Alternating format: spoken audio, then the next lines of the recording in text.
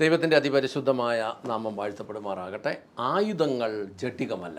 വാക്യം വായിക്കാം. 2 കൊരിന്ത്യർ 10-ാം അധ്യായത്തിൻ്റെ 4-ാമത്തെ വാക്യം.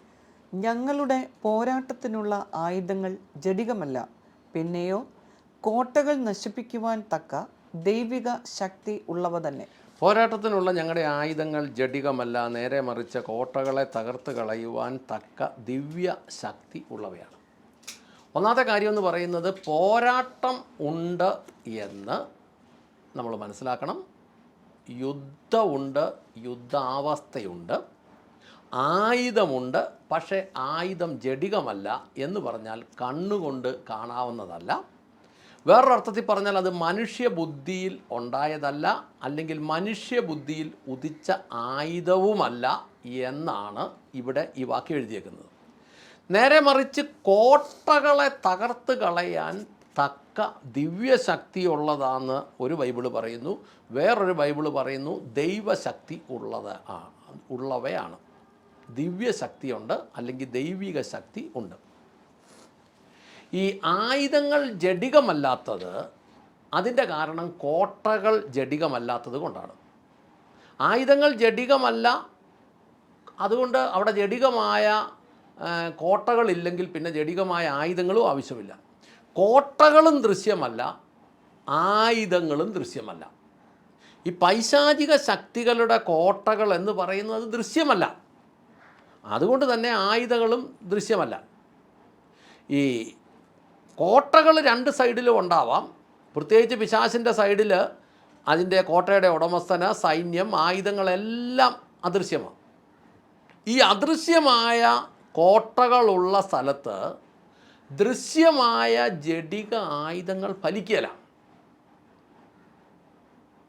കാണാൻ മേലാത്തടത്ത് കാണാവുന്ന ആയുധങ്ങളുമായിട്ട് എന്നിട്ട് ഒരു കാര്യമില്ല. ചുമ്മാ ഇങ്ങനെ വായുവിൽ മുഷ്ടിയുദ്ധം നടത്താം എന്ന് മാത്രമേ ബൈബിളിൻ്റെ ഭാഷയിലുള്ളൂ. ഇപ്പം ഞാനതിനകത്ത് വളരെ രസമായിട്ട് ചിന്തിക്കാവുന്ന ഒരു കാര്യമുണ്ട്. സാധാരണയൊക്കെ ഇങ്ങനെ ഒരുമാതിരി ഈ നാടകത്തിലും അല്ലെങ്കിൽ സിനിമയിലും ഒക്കെ പിശാചിനെ ഓടിക്കാൻ വേണ്ടി അല്ലെങ്കിൽ പ്രേതത്തിനെ ഓടിക്കാൻ വേണ്ടി ഇങ്ങനെ കുരിശ് കാണിക്കും. ഡ്രാക്കുള സിനിമയിലൊക്കെ ഇങ്ങനെ കുരിശ് കാണിക്കും.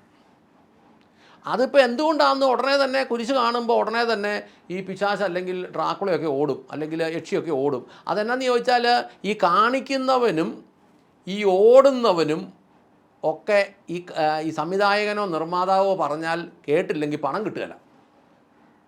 അത് സിനിമയായതുകൊണ്ടും അല്ലെങ്കിൽ നാടകമായതുകൊണ്ടും അതിനകത്ത് അഭിനയിക്കുന്നവരൊക്കെ പണം മേടിക്കുന്നവരായതുകൊണ്ടും അവർ പറയുന്നത് കൊണ്ടും പറഞ്ഞാൽ അനുസരിച്ചില്ലേ പണം കിട്ടാത്തതുകൊണ്ടൊക്കെ ഓടുന്നതാണ് ഈ കുരിശ് കാണുമ്പോൾ പിശാച് ഓടുന്നത്. അല്ലാതെ യഥാർത്ഥ പിശാചിന് കുരിശൊന്നും പേടിയൊന്നുമില്ല. യഥാർത്ഥത്തിലുള്ള പിശാച് സാത്താന് കുരിശൊന്നും പേടിയൊന്നുമില്ല. അതൊന്നും കണ്ടുകൊണ്ട് അവൻ ഓടത്തുമില്ല. അപ്പോൾ ആയുധങ്ങൾ ജഡികമല്ല, നേരെ മറിച്ച് കോട്ടകളെ തകർത്ത് കളയാൻ തക്ക ദിവ്യശക്തി. ഈ ആയുധങ്ങൾക്ക് ദിവ്യശക്തി എന്ന് പറയുമ്പോൾ ചില വേർഷനുകളിൽ സത്യവേദ പുസ്തകം എഴുതിയേക്കുന്നത് കോട്ടകളെ ഇടിപ്പാൻ ദൈവസന്നിധിയിൽ ശക്തിയുള്ളവയാണ്. ഈ പിശാചിൻ്റെ കോട്ടയെ കുരിശൊന്നും പൊക്കി കാണിച്ചാൽ പിശാച് ഓടുകയല്ല. അത് വെറും മണ്ടത്തരമാണ്. അത് വചനത്തിൻ്റെ വ്യവസ്ഥയിലുള്ളതൊന്നും അല്ല. ചുമ്മാ മനുഷ്യൻ ഒരു രസം, ഒരാശ്രയത്തിൽ ഇങ്ങനെ അങ്ങ് പറയുന്നതാണ്. പക്ഷേ ദിവ്യശക്തിയുള്ള ആയുധങ്ങൾ, കോട്ടകളെ ഇടിപ്പാൻ ദൈവസന്നിധിയിൽ ശക്തിയുള്ള ആയുധങ്ങൾ, ഈ മാത്യു വർഗീസിൻ്റെ പുസ്തകത്തിൽ അത് എഴുതിയേക്കുന്നത്, അദ്ദേഹം തർജ്ജമ ചെയ്ത പുസ്തകത്തിൽ എഴുതിയേക്കുന്ന കോട്ടകൾ നശിപ്പിക്കാൻ തക്ക ദൈവശക്തിയുള്ളവയാണ്. അതായത് ഈ ആയുധങ്ങളുടെ ശക്തി എന്ന് പറയുന്നത് ദൈവശക്തിയാണ്. അല്ലാതെ ആയുധങ്ങൾക്കകത്ത് AK-47 വർക്ക് ചെയ്യുന്ന റഷ്യൻ നിർമ്മിത അല്ലെങ്കിൽ പഴയ സോവിയറ്റ് യൂണിയൻ നിർമ്മിത ശക്തി എന്ന് പറഞ്ഞ പോലെ അങ്ങനത്തെ ശക്തി ഒന്നും അല്ല ഈ കോട്ട തകർക്കാനുള്ളത്. ഇതിൻ്റെ ഒരു ഭാഗമാണ് മത്തായി 17:21. വായിച്ചേ. മത്തായി 17:21. പ്രാർത്ഥനയാലും ഉപവാസത്താലും അല്ലാതെ ഈ ജാതി നീങ്ങിപ്പോവുകയില്ല എന്ന് ഞാൻ സത്യമായി നിങ്ങളോട് പറയുന്നു. എന്നാൽ പ്രാർത്ഥനയാലും ഉപവാസത്താലും അല്ലാതെ ഈ ജാതി ഒഴിഞ്ഞു പോകയില്ല എന്ന് ഞാൻ നിങ്ങളോട് പറയുന്നു. കാര്യം എന്താണെന്ന് അതിൻ്റെ 16 മുതൽ ഇങ്ങോട്ട് വായിച്ചാലേ മനസ്സിലാവുള്ളൂ. 16 മുതൽ 21 വരെ വായിച്ചേ. ഞാൻ അവനെ നിന്റെ ശിഷ്യന്മാരുടെ അടുക്കൽ കൊണ്ടുവന്നു, എന്നാൽ അവനെ സൗഖ്യമാക്കുവാൻ അവർക്ക് കഴിഞ്ഞില്ല. അതിന് യേശു, അവിശ്വാസവും വക്രതയുമുള്ള തലമുറയെ, എത്ര കാലം ഞാൻ നിങ്ങളോട് കൂടെ ഇരിക്കും? എത്ര കാലം ഞാൻ നിങ്ങളെ വഹിക്കും? അവനെ എൻ്റെ അടുക്കൽ കൊണ്ടുവരുവിൻ എന്ന് ഉത്തരം പറഞ്ഞു. യേശു ഭൂതത്തെ ശാസിച്ചു, അത് അവനെ വിട്ടുപോയി. ബാലന് ആ നിമിഷം മുതൽ സൗഖ്യം ലഭിച്ചു. പിന്നെ ശിഷ്യന്മാർ സ്വകാര്യമായി യേശുവിൻ്റെ അടുക്കൽ വന്ന്, ഞങ്ങൾക്ക് അതിനെ പുറത്താക്കുവാൻ കഴിയാതിരുന്നതെന്ത് എന്ന് ചോദിച്ചു. അവൻ അവരോട്, നിങ്ങളുടെ അല്പവിശ്വാസം നിമിത്തമത്രേ. നിങ്ങൾക്ക് കടുകുമണിയോളം വിശ്വാസമുണ്ടെങ്കിൽ ഈ മലയോട് ഇവിടെ നിന്ന് അങ്ങോട്ട് നീങ്ങുക എന്ന് പറഞ്ഞാൽ അത് നീങ്ങും. നിങ്ങൾക്ക് ഒന്നും അസാധ്യമാവുകയില്ല. എന്നാൽ പ്രാർത്ഥനയാലും ഉപവാസത്താലുമല്ലാതെ ഈ ജാതി നീങ്ങിപ്പോകുകയില്ല എന്ന് ഞാൻ സത്യമായി നിങ്ങളോട് പറയുന്നു എന്ന് പറഞ്ഞു. ഈ മത്തായി സുവിശേഷം 17-ാം അധ്യായത്തിൻ്റെ 14-15 വാക്യങ്ങളിൽ ഇങ്ങനെ വായിക്കാം. അവർ ജനക്കൂട്ടത്തിൻ്റെ അടുക്കൽ വന്നപ്പോൾ ഒരു മനുഷ്യൻ യേശുവിനെ സമീപിച്ച് മുട്ടുകുത്തി, കർത്താവേ, എൻ്റെ മകനോട് കരുണയുണ്ടാകണമേ, അവൻ അപസ്മാരം ബാധിച്ചു വല്ലാതെ കഷ്ടപ്പെടുന്നു, അവൻ പലപ്പോഴും തീയിലും വെള്ളത്തിലും വീണു പോകുന്നു എന്നതാണ് ഒരു മനുഷ്യന് തൻ്റെ മകനെക്കുറിച്ച് പറയാനുള്ള, യേശുവിനോട് പറയാനുള്ള പ്രശ്നം. എന്ന് പറഞ്ഞു കഴിഞ്ഞാൽ അവനോ ലോകമോ മനുഷ്യരോ എല്ലാവരും നോക്കുമ്പോൾ കാണുന്നത് ഈ കൊച്ചിന്, ഈ ബാലന് അപസ്മാരമാണ്, എന്ന് പറഞ്ഞാൽ ചുഴലിയാണ്. ഇതിന് സ്വാഭാവികമായി നമ്മുടെ നാട്ടിലെ രീതി അനുസരിച്ചാണ് ചുഴലി ഉണ്ടാകുമ്പോൾ ഒരു താക്കോല് കൂട്ടം എടുത്ത് കൈപ്പിടിച്ച് കൊടുക്കാം, അല്ലെങ്കിൽ പിന്നെ ആശുപത്രി കൊണ്ടുപോകാം. ഇംഗ്ലീഷിൽ അത് നമ്മൾ ചോദിക്കുമ്പം അതിന് ഫിറ്റ്സ് എന്നൊക്കെ പറഞ്ഞെങ്കിലും അത് സ്വാഭാവികമായി ഇതിന് വേറെ പോംവഴിയൊന്നുമില്ല. ഈ ചുഴലി ഉണ്ടായാൽ അതിന് ശരിക്കും മരുന്ന് ഒന്നും പറയാനായിട്ടില്ല. പക്ഷേ ഇതിൻ്റെ പുറകിൽ ഒരു ഭൂതമായിരുന്നു എന്നാണ് നമ്മൾ മനസ്സിലാക്കുന്നത്. ഈ ഭൂതത്തിന് ശരീരമില്ല. ഈ ശരീരമില്ലാത്ത ഭൂതം, ആത്മാവായ ഭൂതം, ശരീരമുള്ള ബാലനിൽ പ്രവേശിച്ചിട്ട് ചില സമയത്ത് ഇവൻ ഇളകുമ്പോൾ അപസ്മാരം ഉണ്ടായി വെള്ളത്തിലും തീയിലും ഒക്കെ ഈ ബാലനെ തള്ളിയിടുന്നു. അപ്പോൾ ഇതിൻ്റെ കാരണം എന്താണ് എന്ന് ചോദിച്ചാൽ ശാസ്ത്രം പറയും ഇത് അപസ്മാരമാണ്. അവിടം വരെ ശാസ്ത്രത്തിനറിയാവൂ. പിന്നെ ഈ ശാസ്ത്രത്തിൻ്റെ അപ്പുറത്തോട്ട് വചനം പറയുന്നു അതിൻ്റെ പുറകിൽ ഒരു ഭൂതമായിരുന്നു. ശിഷ്യന്മാരുടെ അടുത്ത് കൊണ്ടുവന്നപ്പോൾ അവന്മാരെ കൊണ്ട് ഇത് പുറത്താക്കാൻ പറ്റിയില്ല. അപ്പോൾ യേശുവിൻ്റെ അടുത്ത് വന്നപ്പോൾ യേശു ഇതിനെ പുറത്താക്കി എന്നാണ് നമ്മൾ മനസ്സിലാകുന്നത്. അതായത് യേശു ശരിക്കും ഈ അപസ്മാരത്തെ സൗഖ്യമാക്കുകയല്ല ചെയ്തത്, അപസ്മാരത്തിൻ്റെ കാരണക്കാരനായ ഭൂതത്തെ പുറത്താക്കുന്നു. ഇതാണ് ഈ പറഞ്ഞ ആയുധത്തിൻ്റെ പ്രത്യേകത. കണ്ണുകൊണ്ട് കാണാവുന്ന കാര്യത്തിൻ്റെ പുറകിൽ കണ്ണുകൊണ്ട് കാണാൻ മേലാത്ത ഒരു സംഭവം ഉണ്ടെങ്കിൽ അവനെ തകർക്കുന്ന ദിവ്യശക്തിയുള്ള ആയുധമാണെന്നാണ് കൊറിന്ത് ലേഖനത്തിൽ പൗലോസ് പറഞ്ഞത്.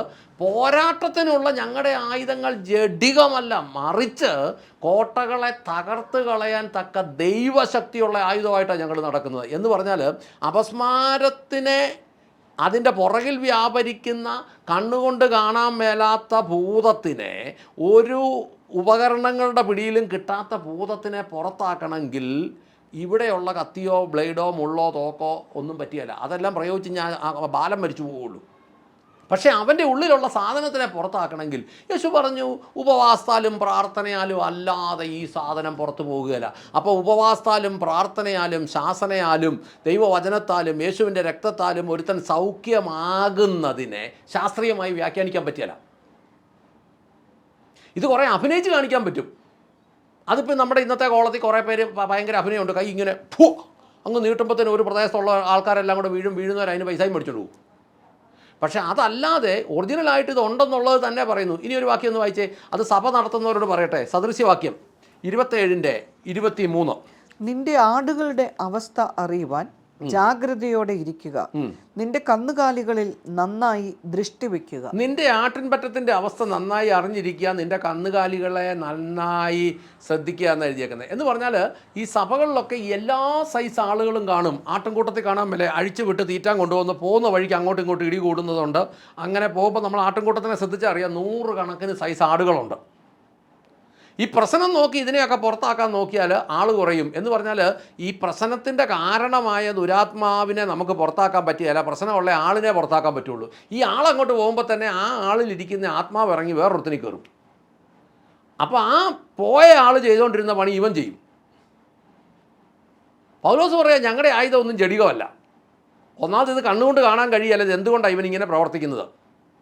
രണ്ടാമത് ഇതിനെ നേരിടാൻ ജഡിക ബുദ്ധി കൊണ്ട് ആളിനെ പുറത്താക്കി നടക്കത്തുമില്ല. മൂന്നാമത്തെ കാര്യം എന്ന് പറയുന്നത് അതിന് ദിവ്യ ശക്തിയുള്ള ആയുധങ്ങൾ പ്രയോഗിക്കണം. എന്തൊക്കെയാണ്? യേശുവിൻ്റെ നാമം, യേശുവിൻ്റെ രക്തം, യേശുവിൻ്റെ വചനം, യേശുവിൻ്റെ ആത്മാവ്, യേശുവിൻ്റെ ദൂതന്മാർ, പ്രാർത്ഥന, ഉപവാസം തുടങ്ങി ദൈവശക്തി അല്ലെങ്കിൽ ദിവ്യ ശക്തിയുള്ള ആയുധങ്ങൾ ഉപയോഗിക്കുന്നെങ്കിൽ മാത്രമേ ഇത് കൊണ്ടുപോകാൻ പറ്റുള്ളൂ. പ്രത്യേകിച്ച് സഭകൾ കൊണ്ടുനടക്കാൻ പറ്റുള്ളൂ. അതുകൊണ്ട് തന്നെ ജഡികമായ ആയുധങ്ങൾ കൊണ്ട് ചിലരുണ്ട് പുറത്താക്കൽ വീരന്മാർ, പുറത്താക്കൽ വിദഗ്ധന്മാർ. എതിർക്കാൻ ശേഷിയില്ലാത്തവരെ പുറത്താക്കുക. 2-3 ആഴ്ചയൊക്കെ സഭ മുന്നോട്ട് പോകാൻ എളുപ്പമാണ്. കാരണം ഈ ഒരുത്തനെ പുറത്താക്കണമെന്ന് തോന്നി അവനെ അതും ഇതും കുറേ പള്ളെല്ലാം പറഞ്ഞ് കുറേ നീട്ടിക്കൊണ്ട് പോകാവുന്നേ ഉള്ളൂ. പക്ഷേ ആ ആൾ പുറത്തായി കഴിയുമ്പം അതുപോലെ വേറൊരുത്തൻ എഴുന്നേറ്റ് വരും. ചില കാലങ്ങൾ കൊണ്ട് ആ കൂട്ടായ്മ തന്നെ ഇല്ലെന്നായി പോകും.